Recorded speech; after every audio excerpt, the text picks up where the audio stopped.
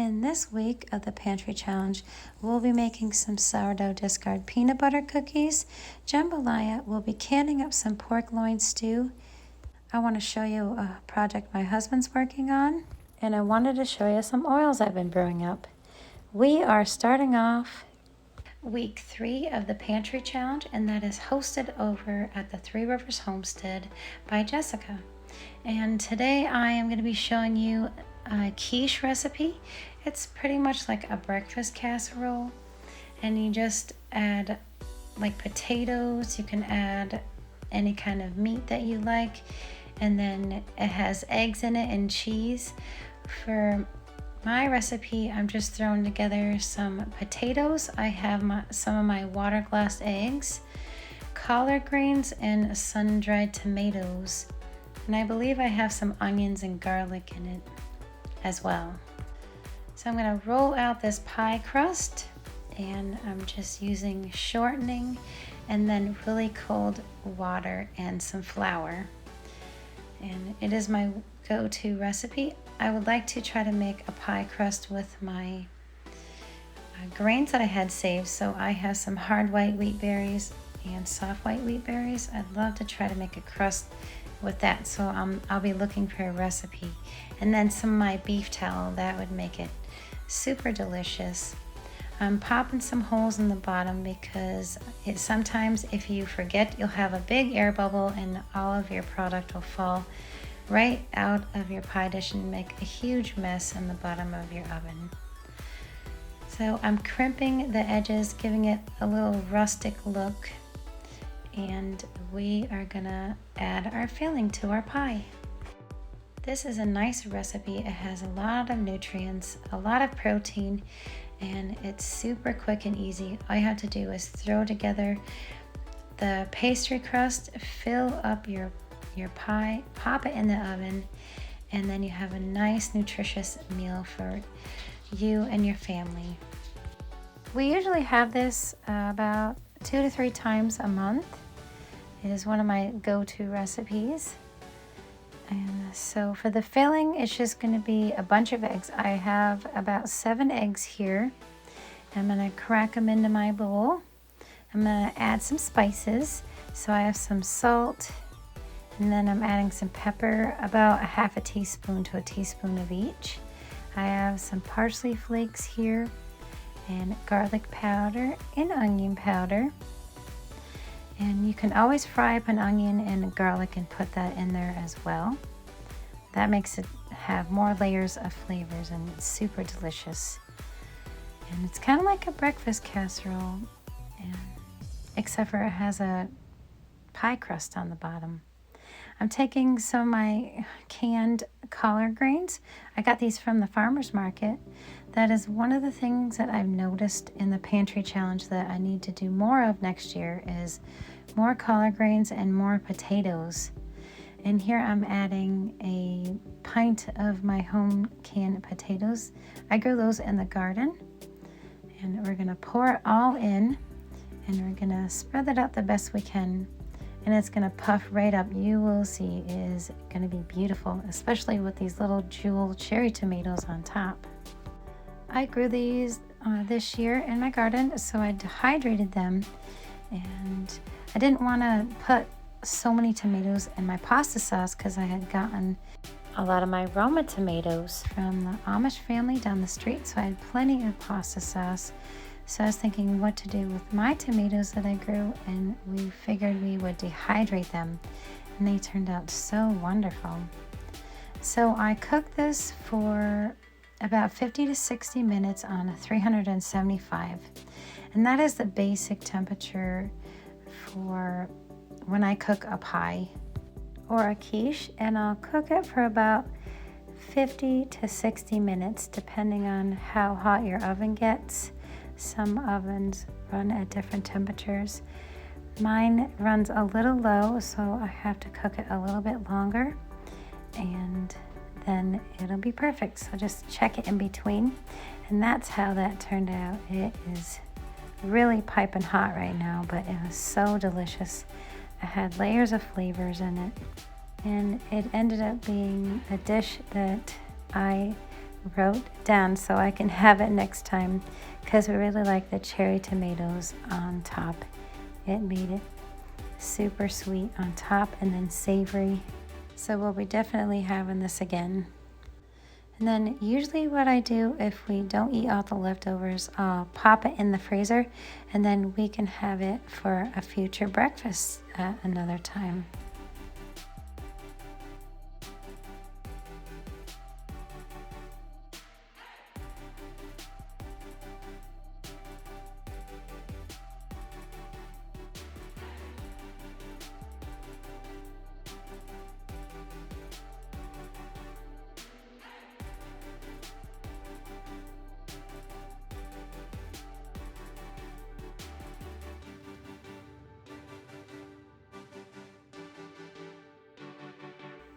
Here I am making my weekly sourdough bagels.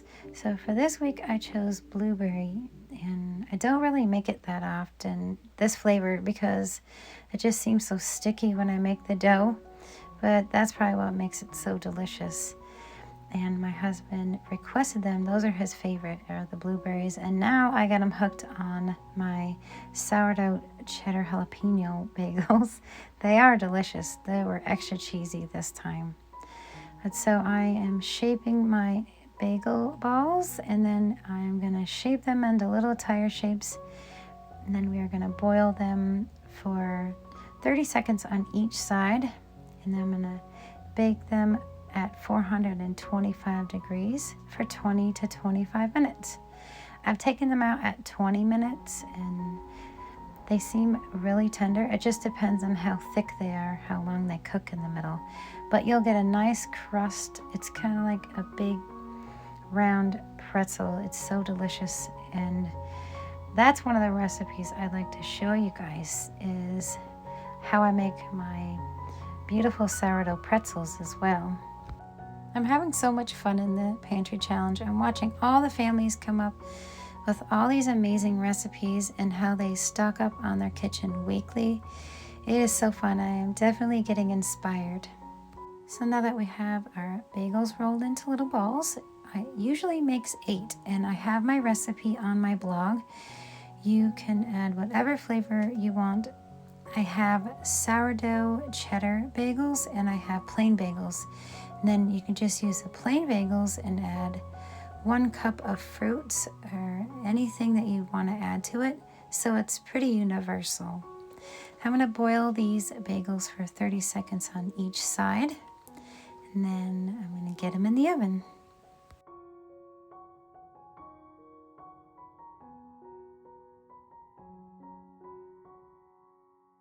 And this is how the bagels turned out.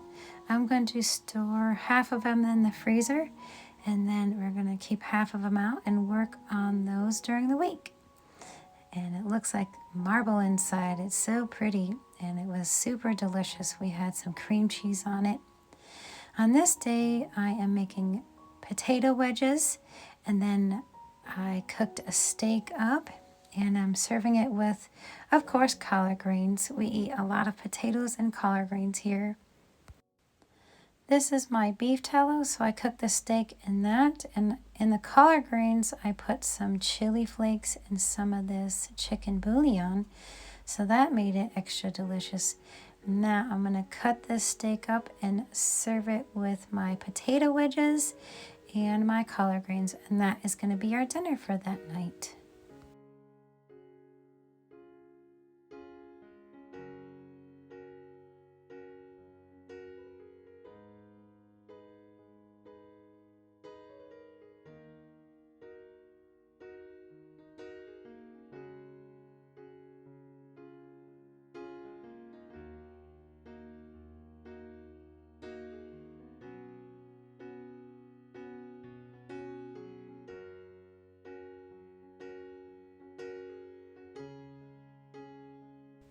These are the chocolate chip banana muffins that I had made.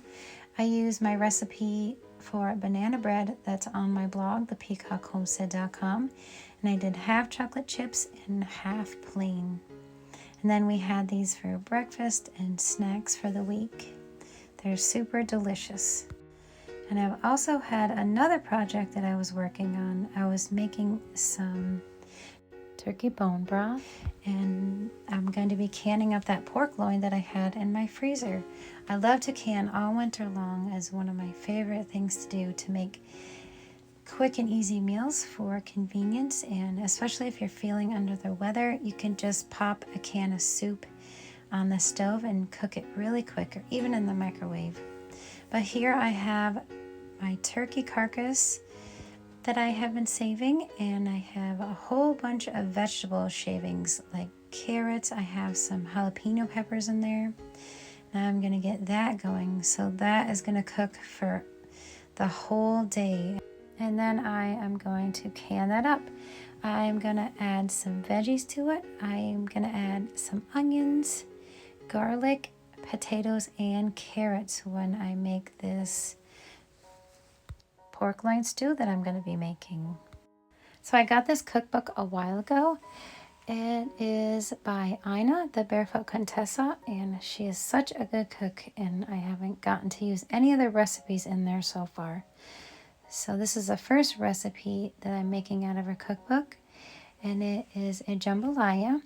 And I'm just going to be using the staples that I have out of my larder because we are in the pantry challenge and we have to use what we have.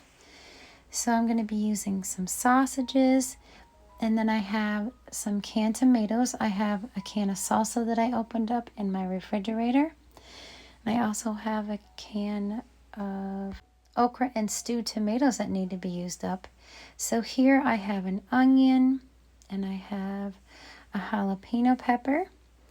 I have some tomato paste. I have a quart of turkey bone broth. And this is the salsa that I had opened up that I need to get used. I'm going to be putting some brown rice in it. And then I have my lemon thyme that I grew in my garden this year, which I wish I had more of. And then I have some of this garlic that's all chopped up. And I have tomatoes, okra, and corn. And for the spices, I have salt and pepper. And let's get going. So I'm going to start off by frying my sausages. I like to add a little bit of water. I added some of that beef tallow, and I get it all nice and brown. I split it open just to make sure it's cooked in the middle, because I do not want to get sick with raw sausage. That would not be fun. And then this is a spread out on my washer because my kitchen is getting remodeled. And we are going to start this soup. I'm going to start by adding some tallow in the bottom of the pan. And then I'm going to fry up some of those onions and get the garlic in there and get all of the flavors marrying together. Then I'm going to add my spices and a little bit of tomato paste. So that is a tallow that I rendered this year. And that has been working amazing in all of my cooking. I've cooked a bunch of desserts with it. And then I made some tallow cream for my face and hands, and they feel so much better, especially during the winter. I have always gotten cracks on my fingers every winter from just cooking so much and doing the dishes and going out in the weather. So that has helped out so much, the beef tallow. And I've been thinking about it a lot lately. Tom and I have come really far in homesteading. We learned a lot, and we had trials and tribulations. And I think one of my favorite homesteading skills that I need a lot of work on is gardening. I love to can and to hydrate things, and I love doing crafts. That is my one favorite thing I've always loved to do. I love making my own crafts from scratch, just using Mother Nature's gifts. And hopefully I'll be able to be making some cool wind chimes with you guys in a video. So I've gathered together a whole bunch of goodies, some pine cones and some sticks outside. And I've gotten some brown twine, and I want to make a wind chime. And it's going to be so pretty. And we'll hang it up for the summer, and then we'll just take it in, because I need some wind chimes for outside. I don't have any. So here I sauteed up my onions, and I'm adding a tablespoon of garlic, We're gonna get that sauteed up with my beef tallow. And then I'm gonna be adding a little bit of tomato paste. For spices, I am getting that lemon thyme that I grew in my garden, and I'm gonna try to pick through it and get the stems out because I didn't garble them, which just means taking the leaves off the stem. When I was in college to go for vet tech, I took this class. It was called Botanical Medicine, and it turned out to be my favorite class ever, and I've been doing herbal medicine ever since. I love making my own tinctures, and I make my own vinegars, and I do all the things. I make healing salves. I have a few videos on that, and I infuse oils, which I'm going to show you towards the end of the video. I have a few oils that I'm going to be infusing, and I'm going to be making some lip gloss in a future video with you, and it's going to be a healing lip gloss, and I'm going to be adding a little bit of beet root for color, so it's going to be so amazing. I can't wait to show you all. So here I'm adding about 1.5 tablespoons of tomato paste, and we're going to let that all render in. I added my jalapeno pepper there, and I'm getting the tomato paste cooked real quick, and then we're going to add the liquids.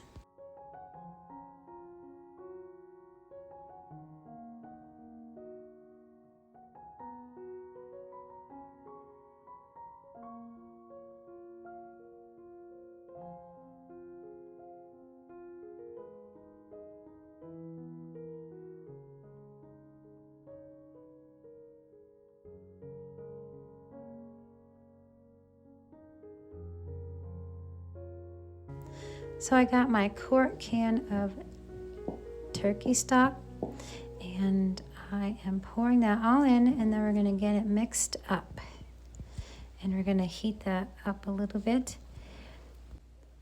And please excuse my puppy. He's in the background squeaking his little duckies and chewing on his bone, coming over and sniffing my mic. He's just a ball of energy, that little stinker butt. And then I have my can of okra and tomatoes and corn going in. And I think it made the dish tasty. I love okra. It is so awesome. I love making gumbo. And hopefully someday I'll be able to show you the way I make my gumbo. So it's kind of similar to this, except for I don't use rice. Here is my salsa that I made this year. I had opened it up for chips and forgot about it, so it's been sitting there for a couple weeks, so I need to get it used up before it goes bad.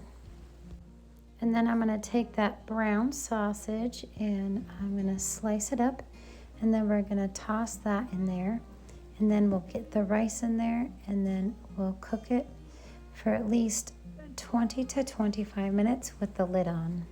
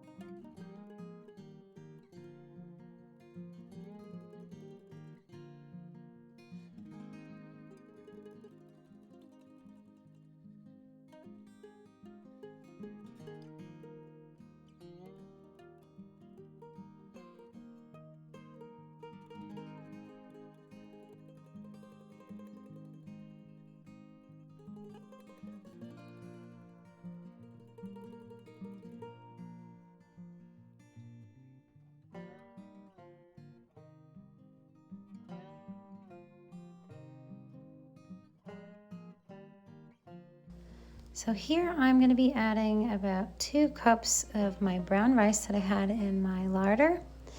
And I'm going to bring it to a boil, and then I'm going to let it simmer for about 20 to 25 minutes, just checking it to see if the rice is tender, and then I'll show you how beautiful it came out.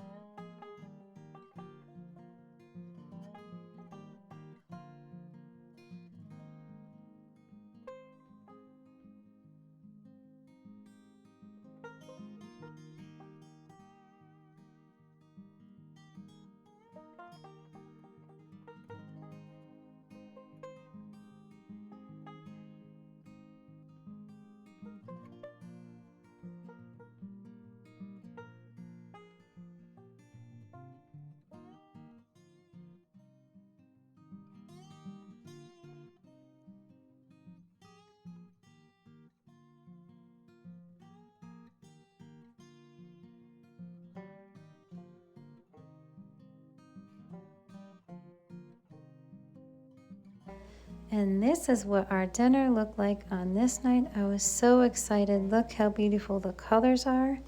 All the peppers and tomatoes and onions and garlic and that sausage. And I'm going to serve it with a slice of my sourdough bread that I make. And put a little bit of butter on there, and it's going to be so delicious. And of course we had the leftovers probably for about 3 days after. This was a lot for Tom and I. But we actually finished the whole thing. It was so delicious. This is something I'm going to be putting in my menu for a future recipe. So I am so excited about that. And I'm not really one to plan meals. I'll just ask my husband what we're having for dinner tonight, and then we'll go silent for a little while, and then he'll come up with an idea. I'll say yay or nay. And then I'll come up with an idea, and then we'll finally agree. And that's how we literally plan our dinners every day. Unless I specifically had bought something at the store. But that is not for this challenge. We are using up the things that are in our larder, so we're getting creative. So this week I actually had canned up some pork loin stew, and what I did is I cooked some chicken stock broth, and I cooked that the whole day, and then I took 7 quart jars and I layered it with garlic and onions, and I have potatoes in there and carrots I needed to use up. And this is the pork loin that I had in my freezer, and it's been sitting there for a while, and so I figured I can make room in my freezer by making a whole new meal with it. And I actually came up with 7 whole meals. I used these quart jars and I processed them for around 90 minutes at 14 to 15 psi. These are really lovely for having a quick meal on the go if you just don't feel like cooking. And I ended up with quite a bit of bone broth, turkey bone broth, and I had 7 quart jars of that pork loin stew. So this is what I'm probably going to be doing with the turkey that I have at the bottom of my freezer. I'll probably end up canning it up as a soup starter or a turkey soup. And this is what they look like coming out of the canner. They turned out beautiful. And this week I also made some sourdough peanut butter cookies. They can also be sun butter. So if you have a peanut allergy, you can use sun butter in the case of peanut butter. And so I have some salt here. I have some baking soda. I have an egg. And I have a stick and a half of butter. And I have some sugar and then blackstrap molasses, my homemade vanilla, and my sourdough. And I'm using peanut butter in this recipe. And we use sun butter on our toast, so I did have sun butter. I just needed to use this up for today's recipe, so that's what I'm going to use. And my recipe is going to be on my blog, thepeacockhomestead.com, for the sourdough peanut butter cookie recipe. Another thing that I was thinking about, when Tom and I started eating our sourdough goodies, and I've just been cooking everything from scratch. When we switched from store-bought bread to my sourdough bread, I noticed that we were getting healthier. We've had less stomach problems, and I don't have to go buy Tums every 2 weeks. So our health is definitely benefiting from all of our healthy eating and our sourdough baking. And I also strive to be a good wife and take care of my husband. My husband is actually handicapped, and he got in a car accident when he was 16. So he has 28 screws in his neck and rods down his back. We recently found out that he has osteopenia. That is a woman's bone disease, but men can get it too. And in time, his bones will shrink. So I am trying to take the best care of him and feeding him nourishing bone broth and sourdough recipes, and just eating his greens and potatoes and getting as much calcium as he can is my goal. And just trying to have the best life we can and what we have left. We are actually headed to his orthopedic doctor tomorrow, so we will be getting x-rays and everything and just checking to see how his neck is doing. So we got to be extra careful. He's not supposed to be even lifting 20 pounds, but he just does all the things, and I love him so much. This is the homemade vanilla extract that I made.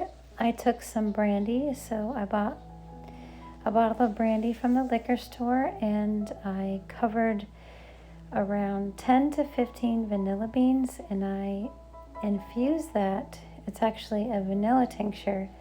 I infused that for 6 to 8 weeks, and it turned out so wonderful. I love the mild brandy taste, and the vanilla tones are just amazing, and it made these cookies so wonderful.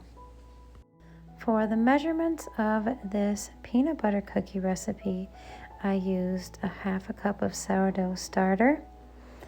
It was actually my discard, and I used 2 teaspoons of vanilla, 3/4 cups of peanut butter or sun butter, 1 egg, 2 cups of all-purpose flour, 1 teaspoon of baking soda.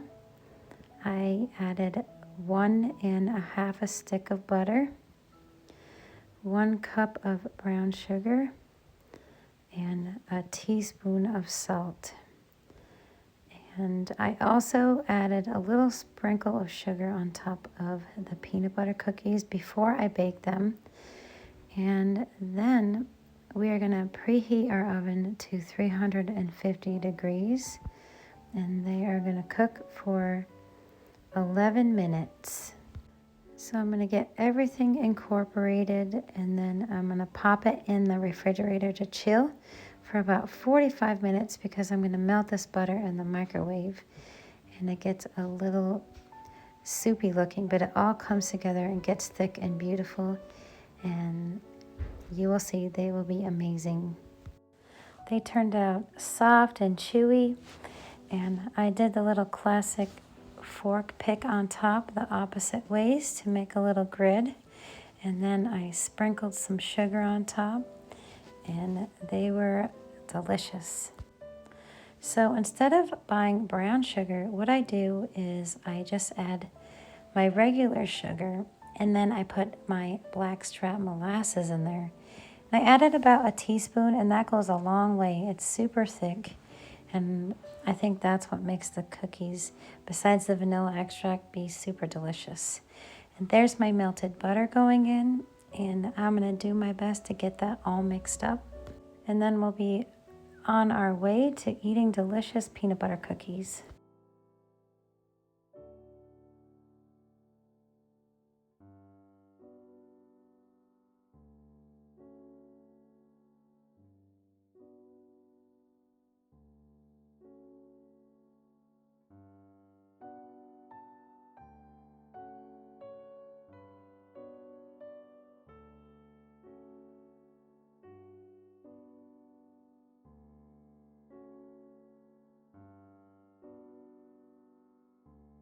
So I'm going to pop this peanut butter cookie dough right in the fridge for about 40 to 45 minutes, just so it'll make it easier rolling out the little cookie balls. And then I'm going to take a fork and make a grid on every cookie, and I'm going to sprinkle a little bit of sugar on top and bake them for 9 to 11 minutes. And they are going to be soft and chewy. I cannot wait to try one of these.